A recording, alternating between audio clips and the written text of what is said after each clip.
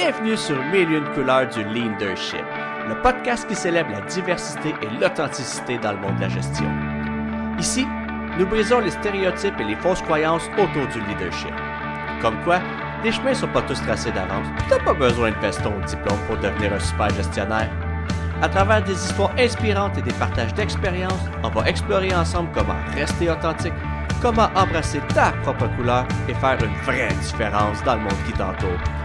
Rejoins-nous dans cette aventure où la gestion se réinvente, loin des clichés, pour une vision du leadership aussi diversifiée que colorée.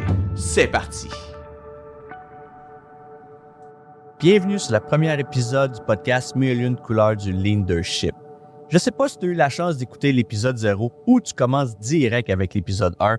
Bref, je te présente la 1001e couleur qui est moi, qui va être ma couleur. Pourquoi c'est important pour moi de commencer directement avec mon parcours? C'est parce que tu vas comprendre derrière ça, c'était quoi les motivations premières pour créer ce podcast-là. Pourquoi je le fais, pour qui je le fais, pour quelles raisons. Grâce à l'épisode 1, on met le ton. Fait que là, tu vois, il n'y a pas d'invité, podcast solo, je te compte tout ça, regarde bien ça. Le podcast 1001 couleurs du leadership est né au fil des épreuves que j'ai rencontrées, au fil des expériences que j'ai connues, le parcours qui m'a amené à devenir directeur national du service. Ça n'a pas été facile à chaque fois. Il y a eu des grands steps des fois. Il a fallu que je mette les bouchées doubles. Il a fallu que je fasse mes preuves, mais des fois au détriment de ma famille, qui est l'élément pour moi le plus important. L'idée derrière ça, c'est de démontrer, regarde, je n'ai pas le diplôme de gestion. Je n'avais pas l'expérience de gestion non plus, mais ça ne m'a pas empêché de devenir un gestionnaire qui a eu un impact dans mon environnement, qui a eu un impact avec les membres de mon équipe. Aujourd'hui, si tu es un gestionnaire en devenir, tu n'as pas le diplôme, ben écoute ça. Écoute comment, pour moi, ça s'est passé. Ton chien n'est pas mort. Tu peux toujours devenir un bon leader. Ça va être mon parcours aujourd'hui. Il va en avoir des tonnes et des tonnes de récits authentiques de personnes qui vont venir te raconter ça à leur tour, comment eux ont franchi ces barrières-là, où est-ce que les organisations ont toujours dit « Hey, si tu n'as pas le diplôme, tu peux pas devenir gestionnaire. » Je te le dis, oui, tu peux. Puis non seulement tu peux, et tu peux y exceller, puis y laisser ta marque en restant authentique. Fait que ça, en gros, tu viens de découvrir pourquoi aujourd'hui, ça me tient à cœur de faire ce podcast-là. Si tu es prêt, on y va, on start ça avec moi. Je te conte ça, comment ça s'est passé de mon bord. Je vais te faire un résumé assez bref. Mon objectif, c'est de te faire connaître mon parcours pour que tu saches qui je suis. C'est parti. Fait que moi, quand j'étais jeune, ce que j'aimais faire, j'habitais en campagne, puis il y avait plus de vaches que d'habitants où est-ce que j'habitais. Fait que, tu comprends qu'il faut que tu te réinventes un peu là-dedans. Faut que tu saches capable de t'animer puis de te trouver des façons de t'amuser puis de passer le temps. Une des choses qu'on avait, on avait plusieurs bâtiments sur notre terrain, puis il y en avait un là-dedans qui servait à rien. Moi, quand j'étais petit cul, ce que j'aimais faire, c'était dire à mes parents, « Hey, donne-moi tes affaires électroniques, m'en va te les réparer. T'es professionnel. Faites ça toute ma vie. Bon, j'ai peut-être juste 10 ans, mais tu vas voir, je vais faire ça toute ma vie. » C'était ma passion. L'électronique, tout ce qui était moteur, tout ça, démonté, un peu de mécanique, j'adorais ça. Fait que mes parents ont embarqué là-dedans, ils ont dit « Parfait, prends le premier bâtiment, là, puis fais ce que tu veux avec. » Fait que moi, j'ai installé mon premier bureau. Il y avait des paravents, il y avait une salle d'attente avec une chaise dans le coin qui disait « Prenez votre numéro, quand ça va être à votre tour, je vais venir vous chercher. » Puis de l'autre côté, j'avais une grosse table avec tout plein de bébelles. Mais tu sais, des fans, des moteurs, tout démantibulé. Puis j'avais un peu d'outils que mon père m'avait donné. Fait que moi, ça a commencé comme ça, ma passion. C'était vraiment l'électronique. Jouer là-dedans. Fait que jamais, au grand jamais, j'envisageais un poste de gestionnaire à cet âge-là. Je savais même pas c'était quoi un gestionnaire. Là, je fais mes affaires. Moi, mon rêve, c'est de dire, je vais aller étudier en électronique. Je vais aller chercher vraiment plus de notions, plus de compétences là-dedans. Puis je vais triper ma vie à réparer des machines. Mon chemin, c'est ça. Il a suivi le flow un peu. Fait que secondaire, tout va bien. Très bonne note jusqu'en secondaire 3. Ah oui, puis écoute, j'étais premier de classe. C'était vraiment des bonnes notes, là. Même si c'était parfois difficile, j'arrivais à avoir des très bonnes moyennes générales. Même que des fois, les autres du groupe, puis je dirais peut-être les filles, parce que souvent, c'est les filles qui avaient les meilleures notes du groupe, il était quasiment jaloux de mon parcours parce que j'avais plein de méritas. Les meilleures notes de moyenne générale, meilleures notes dans tel cours. C'était écœurant. Jusqu'au jour où je rencontre ma blonde, Là, je sais pas qu'est-ce qui s'est passé. Je sais pas si c'est une mauvaise influence ou c'est parce que j'ai commencé à penser à d'autres choses. Mes notes ont commencé à diminuer, mais étaient toujours bonnes. Je suis pas quelqu'un qui adorait l'école, mais j'avais une détermination à aller étudier en électronique. Fait que ce qui fait, je suis rentré au cégep en technique du génie électrique. Et puis, en même temps, j'avais déjà débuté en secondaire 4 à travailler à temps partiel. Là, tu vois, là, je commence à introduire, là, commencé à travailler secondaire 4 avec mes études. J'ai commencé à travailler dans un poulet frit Kentucky. J'étais cuisinier. Tu vois, je vais faire le bon un peu entre école et travail parce que les deux ont vraiment toujours été intimement liés. Puis, ils ont toujours fait partie de ma vie. Fait que premier job, cuisinier. Le chiffre commençait à 5 heures. Moi, j'étais bien content. Ma formation était finie, ça avait bien été. Puis c'est sûr qu'en formation, t'es accompagné. Fait que t'as tout le temps quelqu'un qui peut te sauver les fesses. Premier shift seul, yes. J'avais hâte. J'étais bien content. On commence ça. 5 heures. Déjà, mon gestionnaire vient me demander, OK, cuis-moi un 12. Parfait. Moi, je start ça, un 12. C'est long. Mais tu sais, quand il vient te voir 3 fois, tu parti ton 12? Ben non, je suis en train de le paner. Fait que tu sais, j'ai compris que j'étais lent. Puis deuxième signe qui me disait que ça allait peut-être pas super bien, j'avais de la farine partout, même dans les shorts. Fait que OK, c'est ça vraiment le travail quand t'es tout seul, c'est que tout repose sur toi. Fait que ça a été un peu mon premier réveil. Cette ascension-là de essayer d'apprendre mon premier travail, ça m'a pris un bon à peu près 4 à 5 mois là, facile là, pour trouver mes repères.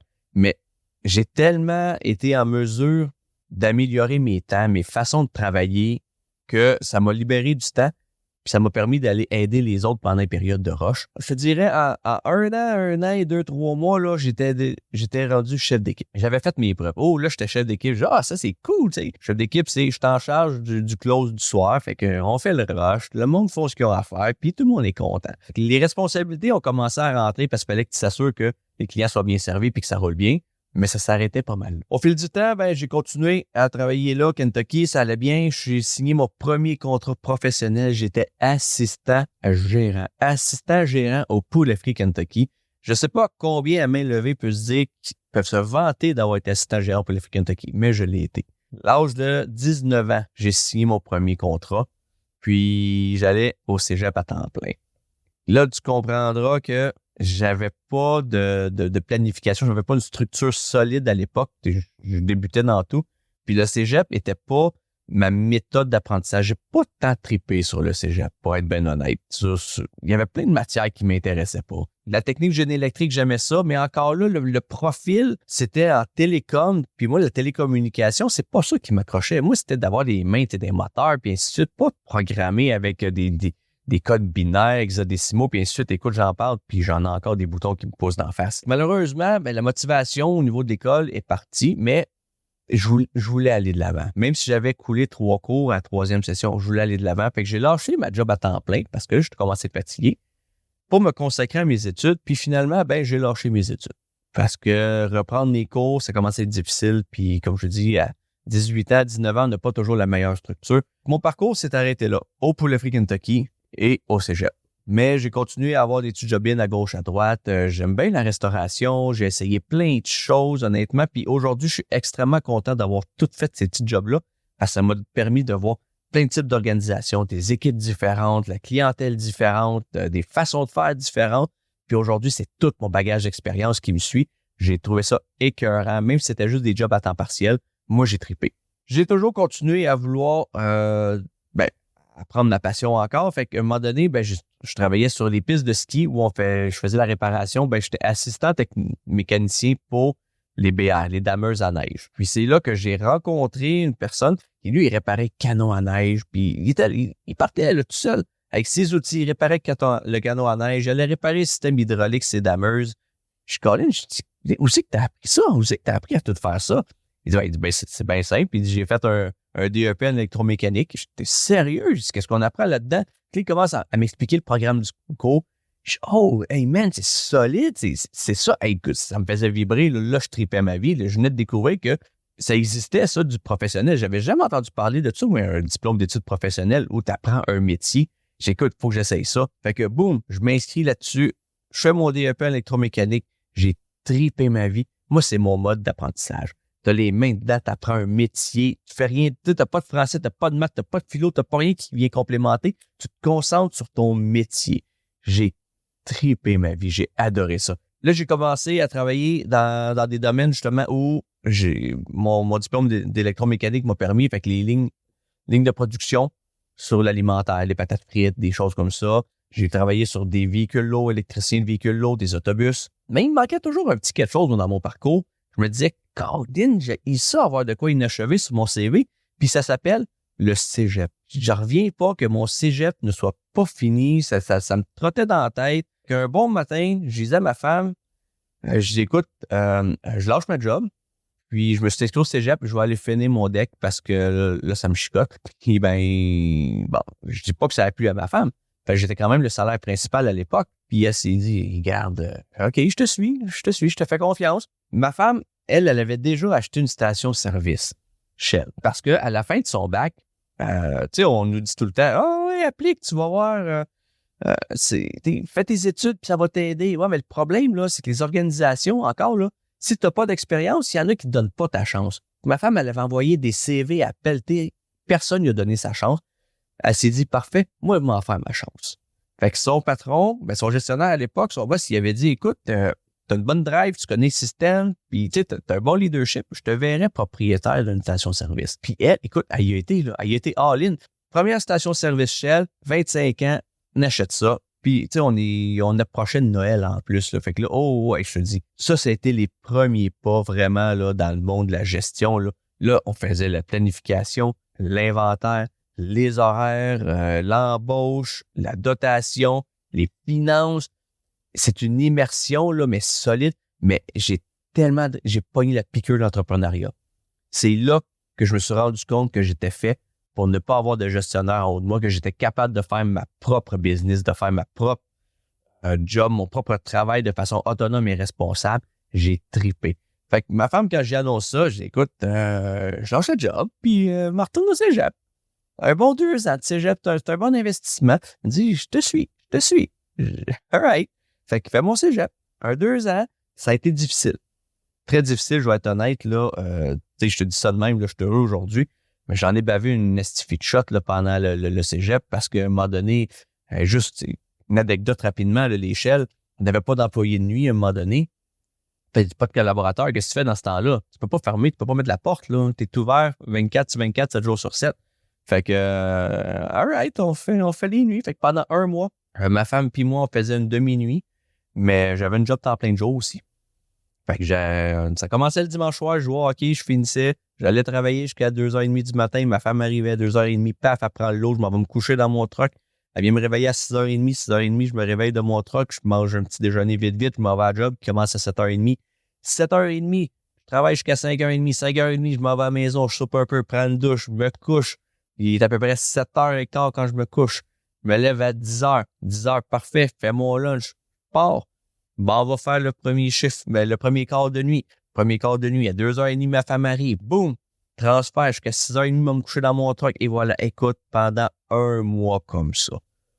Wow! Et j'en parle, je suis encore essoufflé. J'ai appris en tabarouette sur moi. J'ai appris que j'étais capable. Quand tu veux, là, tu peux, là. T'es capable, là. Si tu te bottes les fesses, là, pis t'es vraiment motivé à le faire, là, go for it. Y a rien qui peut t'arrêter. Ça, c'était moi. Là, la piqûre d'entrepreneuriat, là, wow! J'ai réussi à finir mon cégep. Pendant que je finissais mon cégep, j'ai commencé à travailler dans le monde de l'énergie aussi. Donc, je travaillais temps plein de soir. J'allais à l'école temps plein de jours. J'avais des rapports, des préparations de laboratoire à faire, plus mes lectures. Et puis, j'ai aidé ma conjointe avec les 2 stations-service Shell, puis je jouais encore au hockey le dimanche soir. C'était rock'n'roll.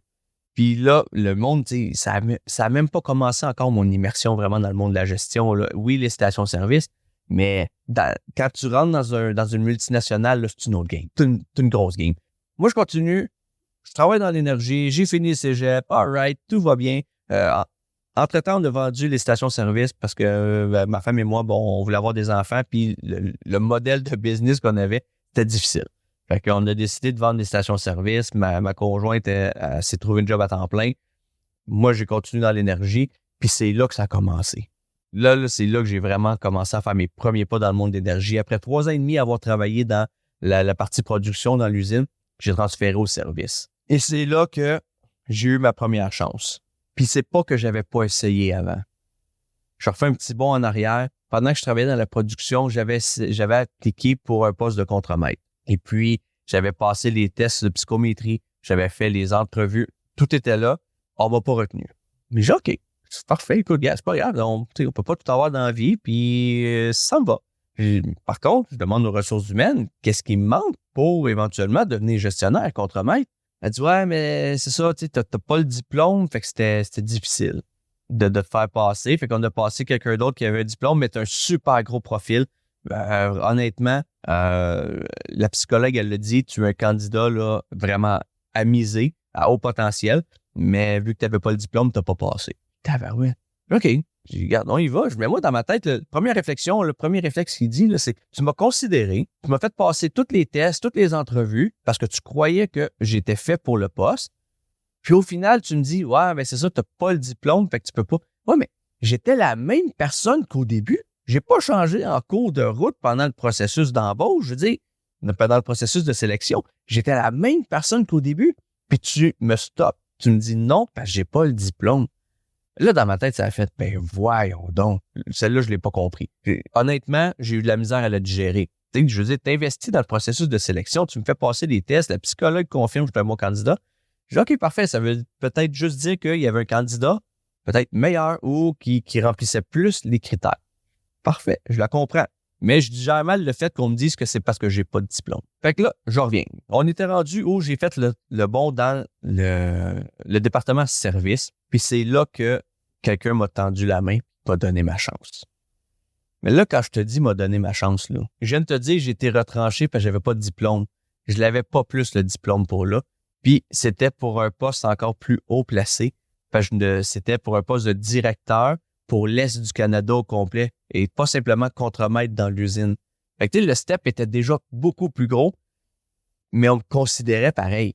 Là, j'ai dit, regarde-moi bien aller. Je l'ai pas le diplôme, puis je le sais. Là, c'est à moi que je parle quand je suis seul. Je l'ai pas le diplôme. Qu'est-ce que j'ai à faire? Faut que je saisisse ma chance. Je l'ai saisi, ma chance. Mais ça n'a pas été facile. Pendant 8 mois, j'ai occupé 2 fonctions. C'est-à-dire, j'occupais ma fonction de gestionnaire de projet où j'allais sur les sites clients à travers le Québec au complet, mais j'apprenais aussi le nouveau rôle. Ça veut dire qu'on me donnait la planification à faire. Je commençais à parler aux clients, je faisais de plus en plus de soumissions. Les collaborateurs, les membres de l'équipe, ben c'était plus à moi qui s'adressait et non au directeur en place. C'est du temps, ça, là. Je sais pas si tu le sais, mais j'avais un job déjà qui me prenait 60 heures semaine parce que c'était beaucoup d'overtime. J'étais tout le temps sur la route. Mais 60 heures semaine juste pour faire ma job. Puis je prenais un chapeau additionnel de gestionnaire où j'avais pas encore l'expérience. Ça a été raide. Mais ça a valu le coup parce qu'on m'a donné le poste, on m'a offert le poste de directeur service où j'étais en charge de l'Est du Canada au complet avec 2 équipes distinctes, une équipe de syndiqués puis une équipe de non-syndiqués. Encore là, pour moi, ça, c'était nouveau. Mais tu vois, ce qui a été le plus grand défi, ça n'a pas été de faire pendant 8 à 9 mois cette transition-là. C'était à un moment donné, un vendredi, moi, je quitte la job. Je m'en vais chez nous, sachant très bien que le lundi suivant, j'allais être en charge. La pleine responsabilité allait reposer sur moi. Elle allait pas être partagée avec le gestionnaire en place. Et j'ai pogné la chienne. Ah là, je te dis, là, j'ai commencé à pogner la chienne. Là, j'ai frappé mon mur. J'ai dit, écoute, ça fait 9 mois, je suis fatigué déjà. Puis là, boum, tout repose sur moi. Là, lundi, j'étais petit dans mes shorts. Le lundi, quand j'ai parké le truck, là, quand je me suis reculé, j'ai parké le truck dans le parking, à côté de l'usine. J'ai pris un bon respect. J'ai dit, OK, Joe, show must go on, man. C'est ton heure. Ça commence là. J'ai traversé très nerveusement. Je me suis assis dans mon nouveau bureau. Puis là, ça a commencé. Tranquillement, j'ai pris mes aises. OK, j'avais encore du sport, puis ainsi de suite. Mais ce qu'on m'avait pas appris pendant la transition, là, c'est moi, quand que j'avais un collaborateur là, qui devait voyager, qui était déjà planifié 3 jobs, 2 semaines aux États-Unis, une job dans l'Ouest canadien, parce que ça, c'était la partie des syndiqués. Les non-syndiqués, on était vraiment axés plus sur l'Est du Canada, mais le groupe de syndiqués, eux, c'était Amérique du Nord. Fait que j'en avais qui voyageaient quasiment 80% du temps aux États-Unis. Puis quand lui, il arrivait là, le lundi matin, il dit « Hey, écoute, Joe, j'ai un de mes enfants qui est malade. Je peux pas voyager pendant 2 semaines parce que ma conjointe, tout ça, des contraintes, fait que faudrait que je sois à la maison. Ou des fois même il arrivait. Écoute, Joe, ça va pas bien. J'ai eu un gros week-end. Ça a vraiment pas bien été avec la famille. Puis tu sentais le trémolo dans sa gorge, les yeux pleins d'eau. Tu fais quoi avec un collaborateur comme ça? C'est pas ça qu'on m'a appris pendant 9 mois. On m'a appris à faire des chiffriers Excel, à faire de la comptabilité, à faire de la planification, à comment répondre à un client sur un courriel ou faire une soumission. Jamais, jamais, jamais on a été profond dans les soft skills de communication ou d'empathie ou de vraiment connecter avec un collaborateur. Au grand jamais on m'a montré ça. Oui, c'est là que j'ai vu que le step était. Mais il était fucking gros. Mais encore là, moi, je suis quelqu'un qui est axé sur l'humain. Puis c'est quelque chose qui s'est développé au fil du temps que je me suis rendu compte que c'était ça qui me faisait triper. 3 passions dans la vie, moi. L'efficacité opérationnelle, donc l'amélioration continue, le leadership, puis l'humain. Puis je cherche à toujours mettre l'efficacité opérationnelle et le leadership au profit de l'humain. C'était pas clair à l'époque. Fait que la marche a été grosse. Aujourd'hui, c'est facile de te le dire. C'est que je baigne là-dedans. Mais au début, là, c'était raide dans tabaslac. Fait que c'est comme ça que j'ai réussi à faire ma marque dans l'entreprise de l'énergie comme ça, à mon premier poste de vraiment gros directeur où j'étais responsable des chiffres, j'avais des comptes à rendre. Puis, à un moment donné, est arrivé dans ma vie où c'était à mon tour de mettre un genou à terre. Ma fille a eu la leucémie à 3 ans et demi, puis j'avais voyagé quasiment depuis qu'elle était née. Ça fait que dans les premiers temps à l'hôpital, ma fille, elle voulait rien savoir de moi. Elle me rejetait. Elle disait, regarde, t'as jamais été là depuis que je suis né. Pourquoi aujourd'hui t'es là? Tasse-toi puis je veux maman. Ça a été une claque, mais une solide claque. Je travaillais du 77 heures à 90 heures semaine. Là, je me retrouve avec une fille au chevet de ma fille malade qui est peut-être en train de mourir devant moi, mais qui veut rien savoir de moi. Écoute, j'ai pas les mots pour te décrire encore comment ça m'a fouetté. Ça a été le wake-up call qui dit « Hey Joe, ce que tu fais, tu le fais bien, mais tu le fais pas de la bonne façon. » J'ai commencé à réfléchir là-dessus. Fait que quand je suis revenu, moi, de mon congé de maladie, parce que j'ai été arrêté pour être au chevet de ma fille pendant 10 mois. Quand je suis revenu, la première chose que j'ai fait, j'ai annoncé ma démission en tant que directeur parce que c'était un poste qui ne me convenait plus. Je ne voulais plus voyager. Parce que quand j'étais directeur, même si j'étais rendu directeur de l'équipe, quand j'avais quitté, moi, j'avais laissé un vide derrière moi parce que le poste que j'occupais n'a pas été comblé. Ce qui fait que j'ai continué à faire des jobs sur les sites clients, même malgré que j'étais directeur. À un moment donné, j'étais 2 mois absent, 2 mois à Sept-Îles, à travailler 17 heures par jour, 7 jours sur 7 pendant 2 mois. Quand je te dis, je l'ai saisi, ma chance. Je l'ai saisi, mais pas juste une fois. Là. J'ai fait mes preuves, je pense, pour 10 ans pendant ce poste-là, pendant que j'étais en place.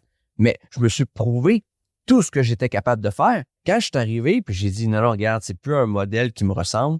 Je veux être là pour ma famille. Parce que tout ce que j'étais en train de bâtir, tout le succès puis la gloire que j'étais en train d'obtenir, c'était pas sur le bon mur. C'était pas pour la bonne raison. C'était pour des chiffres. Et je voulais pas faire ma vie pour rencontrer des chiffres. Je me suis rendu compte que moi, je voulais faire ma vie. Là où je trippe, où ça me fait du bien, c'est quand je fais une différence dans la vie du monde. Si je rapporte 1 million de plus, ça changera rien pour mon équipe. Ça veut juste dire que je les ai peut-être fait travailler encore plus pour atteindre des résultats. Puis ça, je me suis rendu compte que non, ça, c'est pas moi. Fait que j'ai dit, wow, stop. On start ça de la bonne façon.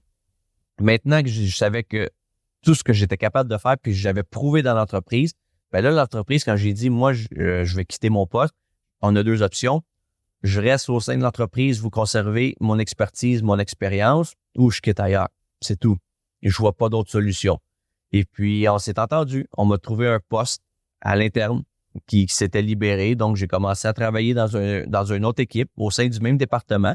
Puis, 6 mois après, le directeur en place a démissionné. Le vendeur a quitté pour une autre équipe. Fait qu'on s'est retrouvés toute seule, moi et mon collègue. Je fais, voyons, t'es sérieux? C'est bien juste à moi que ça peut arriver. Fait qu'on est reparti, mais sur des nouvelles bases. Là, ce qu'on s'est dit, regarde bien ça. Là, on est tout seul. Puis là, on parle du fin août, début septembre. On a des résultats à faire, puis mon nouveau gestionnaire, dans le fond, le patron de mon patron, il me l'a dit, j'engage pas, on bouge rien d'ici Noël. Oh my God. Je dis, OK, parfait. On va jouer la game, on va faire la game. Fait que moi et mon collègue, on a commencé. On s'est dit, regarde, fais ce que tu fais, fais ce que tu as à faire du mieux que tu peux, comme tu as toujours fait, parce que tu fais une Christie de belle job, mais il va falloir qu'on se parle de priorité. Puis moi, j'ai pris tout le reste. Ça veut dire que j'ai pris la job de mon gestionnaire qui est parti, plus la job que je faisais. Puis là, on y a été all-in. Puis tu sais-tu quoi? À la fin, je suis rentré dans le bureau de mon gestionnaire à Noël, puis j'ai dit, regarde, écoute bien, j'ai dit, là, je t'ai donné tous les résultats que tu voulais. Tu avais un objectif pour nous autres de 10,2 millions. Je t'ai donné 10 millions. Puis là-dessus, on était 2 sur le tiers de l'année. Je te le dis tout de suite, je te fais pas ça l'année prochaine. Si tu ne me donnes pas le droit d'engager, c'est moi qui fous le camp. Parce que je vais pas tolérer ça. Christy, je me suis vidé, j'en broyais tellement j'étais mort, là, mais stressé, anxieux dans son bureau. Fait qu'il dit, OK, il dit, en début d'année, on va se faire un plan. C'est comme ça que je suis devenu directeur des opérations pour le Canada au complet. Mais c'est là que j'ai ressaisi ma chance. C'est là que je me suis dit, regarde, Joe, là, tu sais, là, faut que tu arrêtes de travailler en cabochon. Faut que tu travailles intelligemment. Puis, je veux rester moi-même. J'étais tanné de porter le masque de « Oh, je suis directeur, je dois faire attention à ce que je dis, à ce que je fais, l'image est importante, le paraître, c'est tout. » Là, je dis pas qu'off le paraître, l'aide va passer avant. Je suis capable de donner des résultats, je l'ai prouvé. Laisse-moi aller comme je suis. Là, je te dis, on a eu du fun. Ah, que c'était écœurant. Là, j'ai bâti une équipe là à mon image, dans le sens où on est tous du monde, on est des humains qui travaillent pour une entreprise qui donne tout son meilleur. J'ai été chercher le plein potentiel de tout le monde. J'ai eu le droit d'aller engager une nouvelle ressource où j'ai délégué beaucoup de tâches. Il a apporté plein de points, plein de nouveaux points. On a amélioré nos techniques, nos procédures. On a tout mis à jour pour que chacun sache exactement ce qu'il a à faire, puis en même temps savoir ce que les autres font. Fait qu'il sait qu'en travaillant d'une telle façon, il connaît l'impact sur l'autre, sur son collègue. Fait qu'on s'est créé une chimie de feu là-dedans. Ça a été malade tellement qu'en 2 ans, on est passé de 10,2 millions à 15,6 millions. Là, tu dis, OK, ça se peut parce que c'est cyclique aussi, les ventes. C'est vrai, je te l'accorde. Ma fierté, c'est pas le 5 millions d'écart. Ma fierté, c'est de dire, on est passé en deçà de 1% de coût de non-qualité sur 15 millions. Même pas 150 000 de coûts de non-qualité. Ça veut dire qu'on gérait nos affaires, ça coche, mais on a augmenté la marge brute de 36 à 40%. 4% de marge brute parce qu'on a mieux géré nos choses. On était ça coche. Tellement que mon boss venait me voir puis il me disait « Hey Joe, tu sais, ça va pas bien dans tel département, penses-tu que tu peux me tirer des chiffres? » Sur 24 mois, il y a 2 mois qu'on n'a pas fait nos objectifs qu'on a rencontrés. On était autour de 92% sur un puis 96% sur l'autre d'un objectif mensuel. Tous les autres, on les a défoncés à 112, 125, 200%. J'ai été fiberglassé sur la force de l'équipe, sur comment, quand tu vas responsabiliser les membres de ton équipe, chercher leur meilleur d'eux autres, les écouter, comment tu peux défoncer les résultats. J'ai misé sur l'humain, puis j'ai obtenu plus que les résultats espérés. C'était malade. Puis dans nos rencontres, en plus, il fallait qu'on ferme les portes parce que le monde, il trouvait qu'on était bruyant. Comment je faisais les rencontres, c'est pas compliqué. On avait une rencontre aux 2 semaines où on s'assurait qu'on était en ligne avec notre backlog. Dans le fond, notre carnet de commandes. Fait que là, je disais, écoutez, peu importe ce qui va se passer dans le meeting, peu importe comment le ton va hausser, parce que là, il va falloir mettre de la pression sur un, sur l'autre, ou trouver des solutions en équipe. Fait que ça se peut que les idées se mélangent, ça se peut qu'il y ait des personnes qui veulent faire valoir leur point plus que d'autres. Peu importe ce qui va se passer dans le meeting. À la fin, on prend 5 minutes et on écoute un vidéo drôle. Au début, c'est moi qui présentais. Puis à la fin, je disais, OK, la prochaine rencontre, là, c'est toi qui présente la vidéo. Prochaine rencontre, c'est toi qu'il faut qu'ils amènent. Fait qu'à chaque fois, je leur donnais une responsabilité de trouver un vidéo drôle d'à peu près 5 minutes. Puis à la fin, on riait. Mais tu sais, c'était solide. On riait solide. Puis on partait, là. Puis on était tous contents de marcher dans le corridor pour retourner à nos bureaux. Peu importe ce qui s'était passé dans la rencontre. C'était comme ça qu'on était soudés.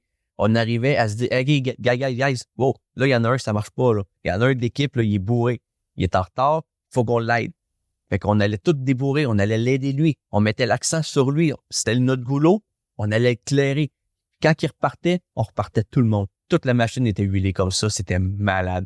Fait que moi, ça a été ça, je dirais, ma première vraie expérience de gestionnaire où j'ai été authentique. Moi-même, j'ai arboré ma propre couleur, puis j'ai misé sur les membres de mon équipe. Parce qu'avant, je manquais d'expérience, fait que je suivais beaucoup les conseils des autres. J'embarquais un peu dans le moule d'un gestionnaire. Puis je me suis rendu compte, au fil du temps, c'est pas bon. Un gestionnaire, si tu veux avoir un impact, si tu veux faire une différence, tu dois rester authentique. Tu dois rester toi-même. OK, tu peux pas commencer à déconner puis que ça ait un impact sur le respect du monde. Ça, je le recommande pas parce que là, à un moment donné, c'est les RH qui vont rentrer là-dedans. Mais si tu sais que tes actions sont dédiées à faire une différence puis à aider le monde dans ton entourage, fais-le.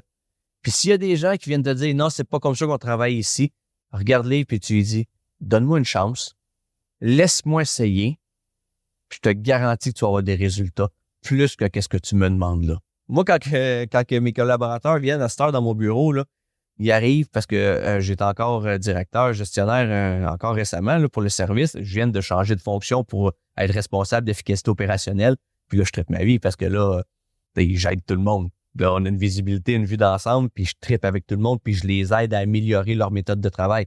Puis encore là, aujourd'hui, le monde vient encore me demander conseil, parce que je suis encore dans le monde de l'énergie. Fait que les gens ils viennent me dire « Hey là, il s'est passé de quoi? Puis hey, j'ai envoyé un courriel, mais il fallait pas que je dise telle affaire là. Ah c'est fini, là, qu'est-ce que je fais? » Là, tu le vois là, que la pression a monté, puis il est nerveux. Première question que j'ai dit, y a-tu mort d'homme? Ben non. Y a pas mort d'homme? Parfait. Pas de faire couler un café. Viens t'asseoir à mon bureau, on va jaser. Première chose que je fais, moi, je crève l'abcisse, je regarde bien ça. Y a pas mort d'homme? On n'a pas besoin de courir, les personnes qui sont en train de mourir, parfait. Ton urgence, là, va te prendre un café. On va trouver ça. Aujourd'hui, quand que tu viens me voir puis tu me dis que tu as un gros problème, OK, c'est un problème, mais il y a une solution. Fait que panique pas, stresse pas, respire par le nez, ça va bien aller. OK? Moi, c'est comme ça mon approche. C'est ce qui m'a permis de dire aux gens, hey, calm down, donne-moi ma chance. Laisse-moi m'essayer, OK? Je te garantis des résultats. C'est la même chose pour toi. Au début, si tu n'as pas d'expérience, prends les conseils, OK?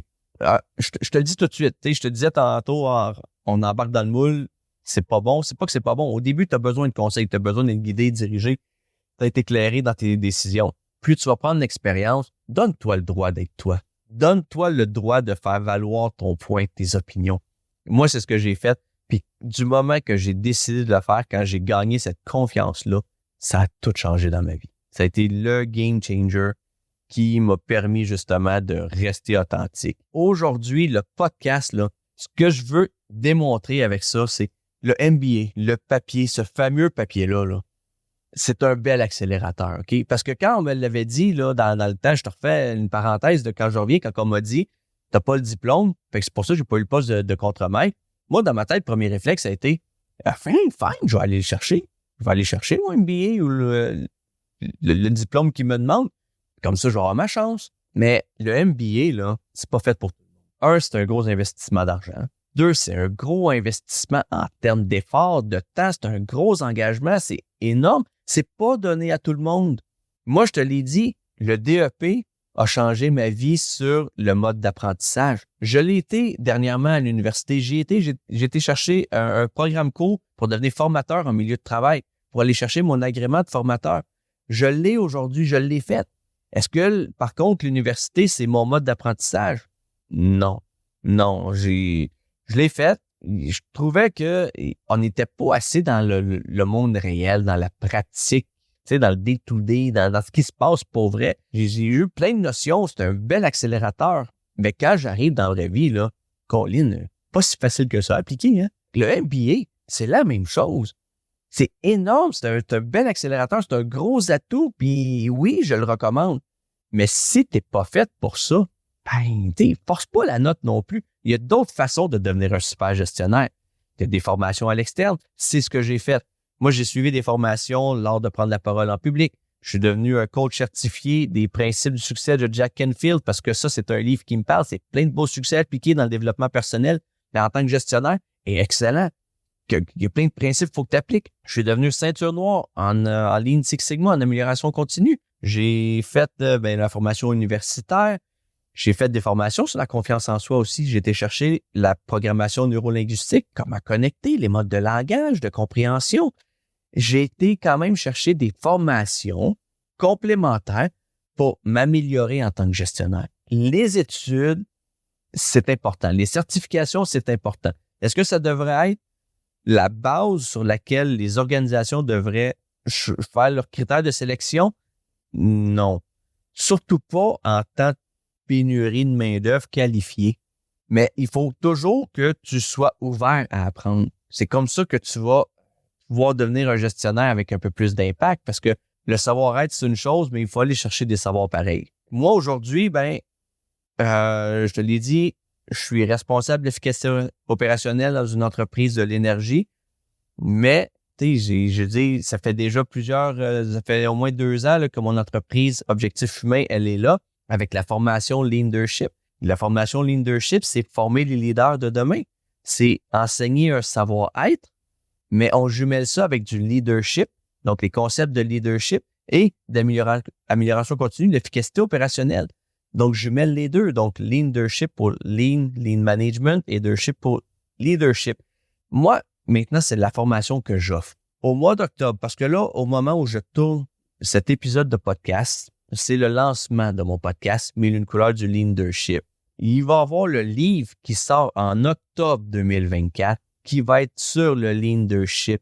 Puis ça, honnêtement, c'est ma fierté. J'ai déjà écrit mon premier livre, L'éveil, trouver le courage de faire sa différence, où j'explique mon parcours, un peu ce que tu as aujourd'hui en accéléré dans le podcast. Je l'ai écrit dans mon livre, L'éveil, les principes de leadership qui me parlent beaucoup, qui sont importants pour moi, et puis les épreuves qui m'ont forgé pour démontrer qui je suis aujourd'hui, puis pourquoi je suis comme ça aujourd'hui. J'ai trouvé ma raison d'être. Donc, le deuxième livre, Leadership, le Leadership qui sort au mois d'octobre 2024, ça fait 2 ans que je travaille dessus. C'est un livre qui me fait vibrer parce que je donne beaucoup là-dedans. Toutes les informations, des concepts que je présente, les concepts qui m'ont aidé à devenir un gestionnaire d'impact. Tous ces concepts-là, je les présente. Je te forme pas. C'est pas un livre pour te former. C'est un livre pour te présenter les concepts qui m'ont sauvé les fesses à quelques reprises. Fait que le Leadership, le livre, tu vas l'avoir sur 3 formats. Puis là, ça, c'est une primeur que je te donne aujourd'hui. C'est en 3 formats, dans le sens, c'est 3 parties distinctes du livre. La première partie, c'est un récit. 2 personnages qui discutent autour d'un café un peu sur qui veut devenir un gestionnaire. Et puis moi, je lui enseigne ces concepts-là. La deuxième partie du livre, c'est une partie pédagogique, comme un manuel si tu es allé à l'école. Tu as accès aux mêmes concepts qui ont été présentés dans la partie 1, mais sous forme accélérée, sous forme manuelle, avec des petits conseils, des places où tu vas pouvoir prendre des notes. Et puis, à chaque début de section, parce que le livre est fait, la deuxième partie, elle est faite en 5 sections. À chaque début de section, tu vas avoir un code QR que tu vas pouvoir scanner et puis tu vas avoir accès à des capsules vidéo où tu vas me voir devant la caméra en train de te présenter ces concepts-là. Encore là, je te le dis, je ne te les enseigne pas, je te les présente pour que tu saches que ça existe. Parce que moi, au fil de ma carrière, j'appliquais plein de choses dans ma vie. Tu sais, comme quand j'ai commencé dans les restaurants, j'essayais d'améliorer mes pratiques de travail, optimiser mon temps, puis ainsi de suite. Puis ce que j'ai appris au fil du temps, c'est que ça s'appelle le Lean Six Sigma. Le Lean Management, comment retirer, éviter les gaspillages, fait que dans le temps, l'attente, les procédures, puis ainsi de suite. Fait que quand j'ai appris que ça avait un nom, ce que je faisais, j'ai été me renseigner. J'ai lu davantage, puis j'ai été chercher des formations. Même chose pour les communications. Même chose pour la programmation neurolinguistique. Fait que ces concepts-là, du moment que tu les appliques dans ta vie, mais que tu sais pas que ça existe, tu peux pas aller plus loin dans les notions. Tu peux pas aller chercher plus d'informations. Fait que moi, mon objectif, c'est de te les présenter pour qu'après ça, s'il y a un thème que tu trouves vraiment écœurant, qui te parle beaucoup, va chercher sur Internet. Il y a peut-être des livres qui existent. Il y a peut-être déjà des formations. Fait que c'est au moins te les présenter pour que tu saches que ça existe. Fait que moi, je veux briser l'isolement aussi. C'est te dire, hey, reste pas pogné tout seul dans ta bulle, là. Il y a du monde avant toi qui l'ont forgé le chemin. Fait que prends donc la voie facile. Suis leur pas. C'est ce que j'ai fait. Fait qu'à mon tour, je te présente ces concepts-là qui m'ont sauvé les fesses. Ces concepts-là qui m'ont permis aujourd'hui d'être le leader que je suis et d'offrir la formation Leadership. Fait que ça, c'est le livre qui s'en vient au mois d'octobre. Puis j'ai extrêmement hâte de te le montrer, comme j'ai extrêmement hâte que tu puisses écouter les prochains épisodes du podcast. Fait que pour l'épisode 1, je t'en dis pas plus. Si tu veux en savoir plus avec moi, tu peux toujours acheter mon livre L'éveil, trouver le courage de faire sa différence. Il est disponible sur mon site internet objectifhumain.com, sur les sites de Renaud Bré, Archambault, Chapters, Indigo, juste sur les sites internet seulement, pas en magasin, mais sur les sites, ou sur le site de mon éditeur, la maison d'édition, 1 million de rêves. Bref, plein de façons tu peux te le procurer. Si tu veux une copie dédicacée, par contre, je te dirais, passe par objectifhumain.com ou viens me trouver sur LinkedIn ou Facebook.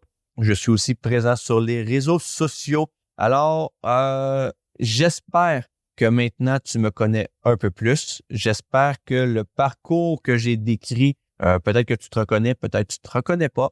Et au fil du temps, tu vas découvrir avec les invités des concepts qui s'en viennent, des concepts que tu vas pouvoir appliquer à ton tour, Peut-être tu vas te reconnaître dans le parcours de certaines personnes. Laisse-toi inspirer, puis ça va te démontrer que tout est possible. Donc, si tu penses que ta situation, tu te dis « je suis fini, mon chien est mort, je ne suis jamais gestionnaire » ou « j'avais jamais envisagé que je pouvais devenir gestionnaire, je le voyais pas comme ça mon parcours, mais je suis peut-être un leader finalement », ben ça va peut-être être à ton tour de franchir tes premiers pas. Et puis, qui sait, ben ça va être à ton tour après ça de venir au micro avec moi. Tu vas être un invité. Je te souhaite une excellente saison de camp d'entraînement, mais surtout, je me souhaite plusieurs années que tu me suives à ton tour sur le podcast ou les réseaux sociaux. Et je te dis à très bientôt. C'est sûr qu'on s'en va. Salut!